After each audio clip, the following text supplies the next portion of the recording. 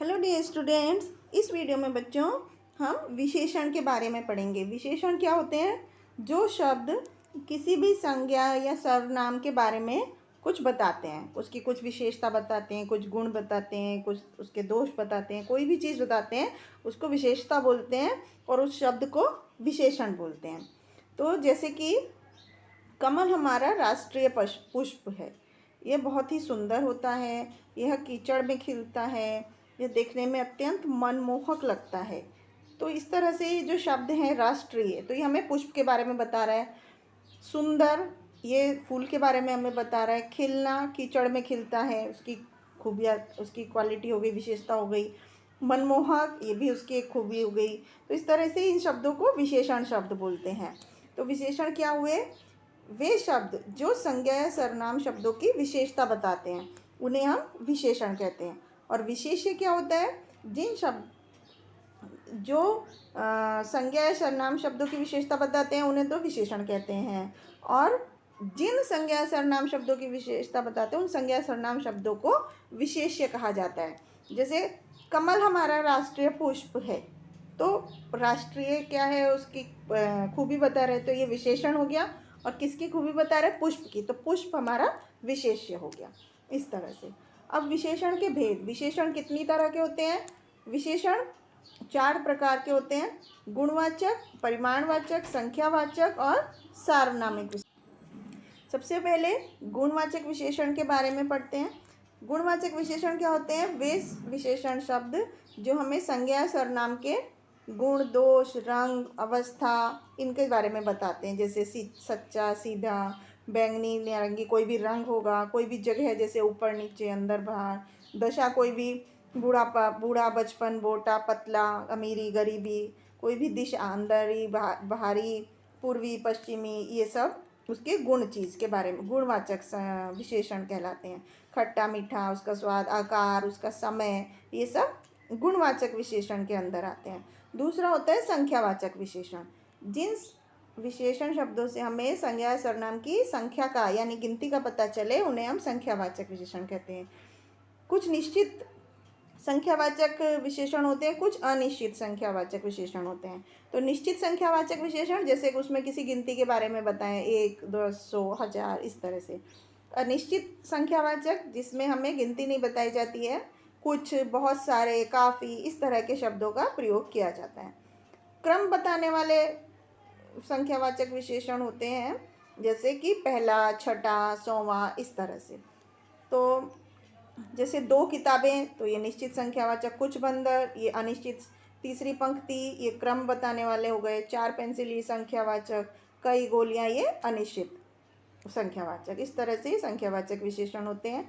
इसके बाद परिमाणवाचक विशेषण होते हैं, जो हमें संज्ञा या सर्वनाम शब्दों का परिमाण यानी कि नापतोल बताएं, उसको हम परिमाणवाचक विशेषण कहते हैं। जैसे निश्चित परिमाणवाचक में उसकी परिमाण की मात्रा बताई जाती है, जैसे 1 लीटर, 6 किलो, 10 मीटर, इस तरह से। और अनिश्चित में थोड़ा, बहुत सा, कुछ, इस तरह के शब्दों का प्रयोग किया जाता है। तो बाजार से 2 किलो दाल ले आओ, तो 2 किलो यहाँ पे परिमाण बता रहे हैं, तो निश्चित परिमाणवाचक। थोड़ा दूध, अनिश्चित परिमाणवाचक। बहुत पानी, अनिश्चित परिमाणवाचक। काफ़ी तेल, अनिश्चित परिमाणवाचक। कुछ तेल, अनिश्चित परिमाणवाचक। सार्वनामिक विशेषण होते हैं जो सर्वनाम शब्द विशेषण की तरह प्रयोग किए जाते हैं। जैसे कि वह व्यक्ति ईमानदार है, तो यहाँ पर जो वह है वो विशेषण की तरह प्रयोग हो रहा है। वह ईमानदार है, ये वहाँ पर वह सर्वनाम की तरह प्रयोग हो रहा है। तो सार्वनामिक विशेषण को हम संकेतवाचक विशेषण भी कहते हैं। अब हम विशेषण की बनावट के बारे में समझते हैं कि किस तरह से विशेषण शब्दों को बनाते हैं। तो जैसे कुछ विशेषण होते हैं, सुख, दुख, अच्छा, बुरा, मीठा, लंबा। तो और कुछ शब्दों में उपसर्ग या प्रत्यय जोड़कर बनाते हैं, जैसे अखाद्य, तो अखाद्य मतलब जो खाने योग्य ना हो। दैनिक, दिन प्लस इक। सु प्लस पुत्र, द्रव प्लस इत, तो ये प्रत्यय उपसर्ग और प्रत्यय जोड़ने से बने। कुछ संज्ञा से बनाए जाते हैं विशेषण, जैसे खर्च से खर्चीला, चाचा से चचेरा, विवेक से विवेकी। इसके बाद कुछ सर्वनाम शब्दों से विशेषण बनाए जाते हैं, जैसे यह से ऐसा, मैं से मेरा, मुझसे, तुम से तुम्हारा, वह से वैसा, जो से जैसा। इसके बाद क्रिया शब्दों से विशेषण, जैसे कमाना से कमाओ, बेचना से बिकाओ, लड़का लड़ना से लड़ाकू, पढ़ना से पढ़ाकू, इस तरह से। इसके बाद अव्यय शब्दों से, जैसे आगे का अगला, पीछे से पिछला, भीतर से भीतरी, इस तरह से विशेषण शब्द बनाए जाते हैं। तो बच्चों क्या क्या चीज़ें पढ़ी हमने? संज्ञा और सर्वनाम की विशेषता बताने वाले शब्द को विशेषण कहते हैं, और विशेषण जिस संज्ञा या सर्वनाम की विशेषता बताते हैं उसे विशेष्य कहते हैं। विशेषण 4 तरह के होते हैं: गुणवाचक, परिमाणवाचक, संख्यावाचक और सार्वनामिक विशेषण। इसके बाद परिमाणवाचक विशेषण 2 तरह के होते हैं: निश्चित परिमाणवाचक और अनिश्चित परिमाणवाचक। संख्यावाचक विशेषण भी 2 तरह के होते हैं: निश्चित संख्यावाचक और अनिश्चित संख्यावाचक। तो अब हम इसको कुछ एक्सरसाइज की हेल्प से समझते हैं। यहाँ पर कुछ वाक्यों से विशेषण छांट कर लिखना है और उसका प्रकार भी लिखना है। जैसे यह साइकिल मेरी है, तो यहाँ पर ये कौन सा विशेषण हो गया जो हमने सबसे आखिरी में पढ़ा था? सार्वनामिक विशेषण।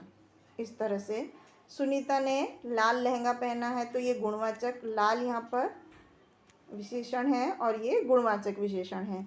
5 गरम गरम समोसे, तो ये 5 संख्यावाचक विशेषण हो गया।